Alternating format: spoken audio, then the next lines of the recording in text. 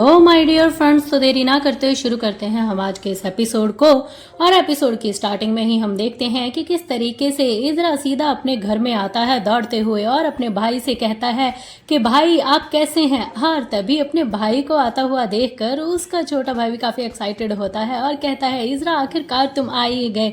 इसका नाम है इस्रो, यानी कि इस्राएल वेले, और ये हमारे इज़रा के छोटे भाई हैं। और तभी फिर वो उन्हें देखकर कहते हैं कि क्या तुमने ड्यूक लेवा से बात की, क्या वो हमारी कुछ मदद करेंगे। और ये बात सुन के हमारे इज़रा का मुंह उतर जाता है और वो कहते हैं कि नहीं, उन्होंने हमें पैसे देने से मना कर दिया है, कोई भी हमारा साथ नहीं देना चाहता, क्योंकि शायद ब्रॉन पार्ट के सारे राज्य के साथ काम काज करते हैं, व्यापार करते हैं, और कोई भी उनके साथ इस वक्त अपनी चीज़ें खराब नहीं करना चाहता। और ये बात सुन के उसके भाई को बहुत ज़्यादा गुस्सा आता है और फिर वो कहता है सच में ये सारे एक ही थाली के चट्टे बट्टे हैं, जब हमें ज़रूरत है तो कोई भी साथ नहीं दे रहा, वरना सब साथ होते हैं।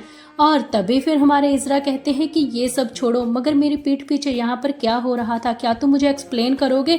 मैंने सुना है कि लोजेरिया की शादी के बारे में बात हो रही थी, और क्या हुआ, और जो हेडेबल के साथ हुआ वो। और ये बात सुन के वो अपने भाई का जब चेहरा देखता है तो उसके भाई के चेहरे पर एक अजीब सी मुस्कान थी और उसे कुछ अजीब सा लगने लगता है।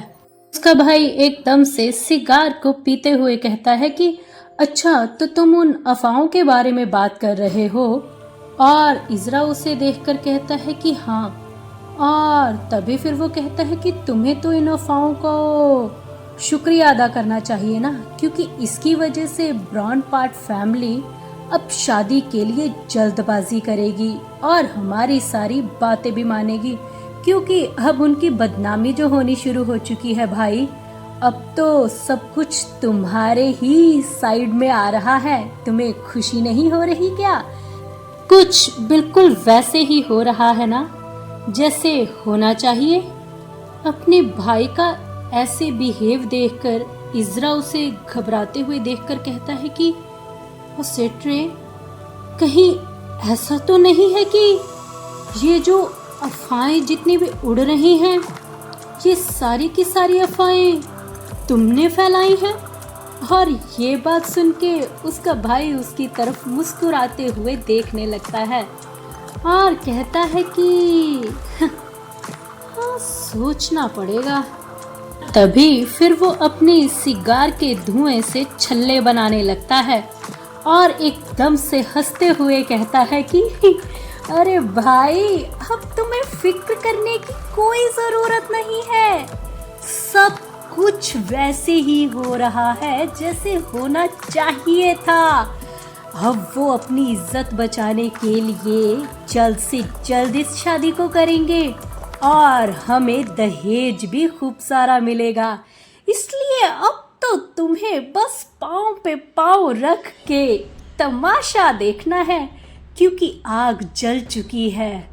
अब तो बस सब कुछ राख होना बाकी है, और वो भी हमारे हक में। और इसके साथ ही सीन शिफ्ट होता है।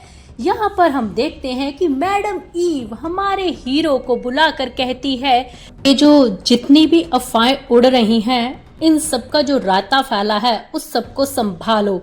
और हमारे हीरो कहते हैं कि आपको नहीं लगता कि डेला वेला फैमिली से इस बारे में पहले बात करनी चाहिए। और तभी फिर वो लिखकर फिर उसे कहती है कि मैं बहुत अच्छे से जानती हूँ कि ये अफवाहें मिटाना तुम्हारे लिए चुटकी का काम है, मगर बात इतनी सी है कि तुम जानबूझकर ये सब कुछ कर नहीं रहे हो। यहाँ तक कि मिस्टर डाला वाले खुद मेरे पास आए थे कि तुम उन्हें दहेज तक नहीं दे रहे हो शादी में। और ये बात सुन के हमारे हीरो कहते हैं कि अच्छा, तो क्या वो सीधा यहाँ पर तुम्हारे पास पहुँच चुके हैं मैडम। और ये बात सुन के दादी माँ कहती हैं कि हाँ, क्योंकि तुम अच्छे से अपनी ड्यूटीज़ नहीं निभा पा रहे हो, तभी तो मेरे जैसी बुजुर्ग औरत जो कि अभी रिटायर हो चुकी है उसे ये सब देखना पड़ रहा है। अब तुम्हें खुद को संभालना होगा के साथ। दोनों का ये जो लव रिलेशनशिप चल रहा है, या ये कहूँ कि भाई बहन का आपस का झगड़ा चल रहा है, ये जो भी है ये तुम बहुत ज़्यादा दूर तक लेकर जा चुके हो। अब इसे यहीं पर ख़त्म करते हैं। और मुझे इस वक्त किसी की सबसे ज़्यादा फिक्र नहीं है। फिक्र है तो सिर्फ एक शख्स की, और वो तुम भी अच्छे से जानते हो, वो है हेडेबल। इसलिए चुपचाप वो जितने भी दहेज मांग रहे हैं, जो कुछ मांग रहे हैं, उनकी शर्तें पूरी करो और इस शादी को जल्द से जल्द करने की कोशिश करो, इससे पहले कि और हमारा नाम मिट्टी में मिल जाए। उम्मीद करती हूँ कि तुम्हें भी एडेबल की फिक्र होगी, इसलिए हमें जो कुछ भी करना है जल्द से जल्द करना होगा। दादी माँ की ये सारी बातें सुनकर खेसार एकदम से चुप और शांत था और वो अपने मन में यही सोच रहा था कि शायद इस रिश्ते का अंत ऐसे ही होने वाला है। तो वो सर झुकाकर आराम से अपनी दादी माँ की हर एक बात को सुनकर बस एक ही बात आखिर में कहता है कि ठीक है, जैसा आप चाहती हैं बिल्कुल वैसा ही होगा। और उसके सामने जो उसकी पड़ी हुई चाय थी, जिसे अब तक उसने टच तक नहीं किया था, उसमें वो सिर्फ अपने अक्स को देख रहा था, वो भी डूबते हुए।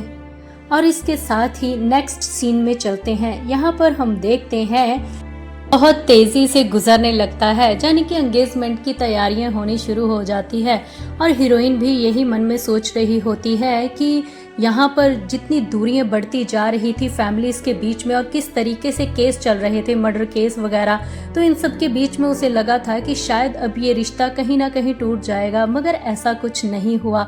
आखिरकार ये सारी चीजें समझौते पर आकर निपट चुकी हैं और अब सब लोग एक होने की कगार पर हैं। मगर फिर भी आज मैडम ईव के कहने पर दोनों फैमिलीज इकट्ठी तो हुई हैं, मगर यहाँ का एटमॉस्फेयर यानी कि यहाँ का माहौल बहुत ही ज्यादा रूखा रूखा सा होता है। सब लोग एक दूसरे को अजीब तरीके से देख रहे होते हैं, मानो एक अजीब सी घुटन। क्या यही इस रिश्ते की शुरुआत थी? और वो देखती है कि सब लोग चुप हैं, कोई भी खुश नहीं है और कोई बात तक नहीं कर रहा। क्या इसी तरीके से ये दो फैमिलीज आगे बढ़ने वाली हैं? मगर उसी के बीच में एकदम से खाने की टक टक टक टक बर्तनों की आवाज आने लगती है और हम देखते हैं मिस्टर डाला वाले, जो कि अब बहुत ज़्यादा ही एक्साइटेड हो चुके हैं क्योंकि अब उनकी सारी शर्तें जो पूरी हो रही हैं, तो वो बात शुरू करते हैं कि सच में वाइन का टेस्ट तो बॉनपार्ट की फैमिली की वाइन पीकर ही आता है। ये बहुत ही ज़्यादा खूब है। यहाँ की खासियत यही है कि मेहमानों की मेहमान नवाजी बहुत अच्छे से होती है। और तभी हमारी ईवा मैडम भी कुछ लिखकर उन्हें कहती हैं कि हाँ, आपका बहुत बहुत शुक्रिया। और फिर बाद में फिर वो लिखती हैं कि आपकी एंगेजमेंट के बारे में क्या सोच है, कि आप कब एंगेजमेंट करना चाहते हैं, यानी कि रिश्ता अब आगे कैसे बढ़ाया जाए। और ये बात सुनकर तो डेला वाले मिस्टर तो बहुत ज़्यादा एक्साइटेड हो जाते हैं और फिर वो कहते हैं कि हाँ हाँ हाँ, आप हमें कितना खुश कर रही हैं, आप ये मुझसे क्यों पूछ रही हैं, भला हमारी क्या औकात। अगर आप किसी से पूछना ही चाहती हैं तो ये दोनों बच्चे सामने बैठे हैं ना, जिंदगी तो इन्होंने आगे चलकर बितानी है, तो क्यों ना इन्हीं से पूछ लिया जाए कि ये दोनों क्या चाहते हैं।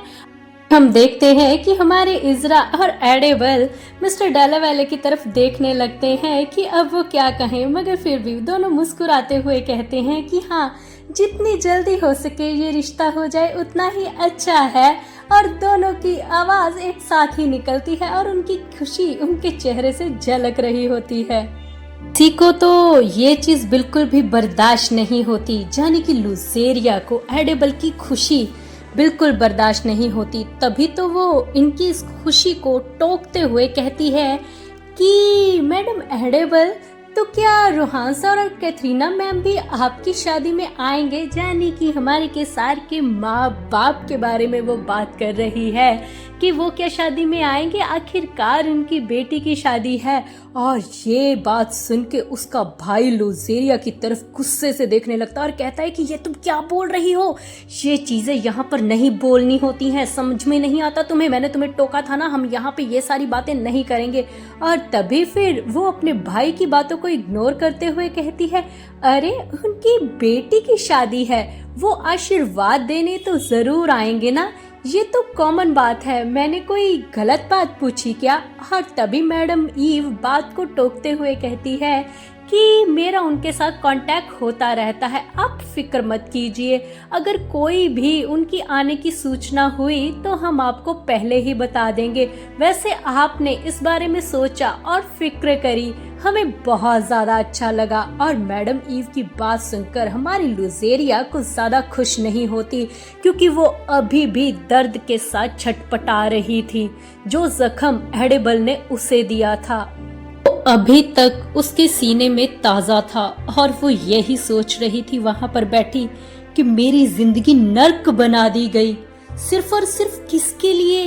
इस लड़की के लिए, मेरी शादी और उस सुअर के साथ। किसी ने मेरे बारे में एक बार भी नहीं सोचा। मेरे दिल की गहराइयों का प्यार क्या केसार ने कभी नहीं देखा? क्या उसे एहसास नहीं हुआ मेरी फीलिंग्स का, जो इतने सालों से मैं उसके लिए फील कर रही थी? नहीं, वो पहले तो हर एक चीज को समझता था ना, पहले मुझे भी समझता था। कब चेंज हुआ ये सब कुछ? अभी कुछ ही वक्त पहले ना मेरी जिंदगी नर्क बना दी गई, सिर्फ और सिर्फ उस लड़की की वजह से। यहाँ पर मैं रो रो कर एक ही चीज मांगती थी कि हे भगवान, मुझे इस नर्क से बाहर निकाल दो। और किसी ने मेरी आवाज तक नहीं सुनी। तो क्या मैं इस लड़की को इसकी जिंदगी इस तरीके से जीने दे सकती हूँ? मेरा प्यार जो मेरा था वो अचानक से कैसे बदल गया? वो इसका कैसे हो सकता है? नहीं, वो मेरी वजह से नहीं बदला है, वो इस डायन की वजह से बदला है। जब से ये आई है तब से मेरी जिंदगी में सब कुछ बदल गया है, और मैं कुरेद कुरेद कर इसका पास्ट निकाल कर लेकर आऊंगी। कहीं ना कहीं कुछ तो छुपा हुआ होगा ना इसके इस गंदे पास्ट में, जिसका मैं फायदा उठा सकूं। और तभी फिर वो अपने दिल के जज्बातों को कंट्रोल कर कर हंसते हुए कहती है, तुम तो कपिला में ही पड़ी बड़ी हो ना, तो फिर तुम्हारी तो वहां पर दोस्त भी होंगी। क्या शादी में अपनी सहेलियों को भी बुलाओगी? और अपने मन में यही सोच रही होती है वो, चाहे कुछ भी हो जाए, अब तो मैं कुरेद कुरेद कर हर एक राज बाहर निकालूंगी, ताकि मैं तुम्हें बिल्कुल वैसे ही बर्बाद करूं जैसे तुमने मुझे किया है। और इसके साथ ही हम इस एपिसोड को यहीं पे समाप्त करते हैं। बाय।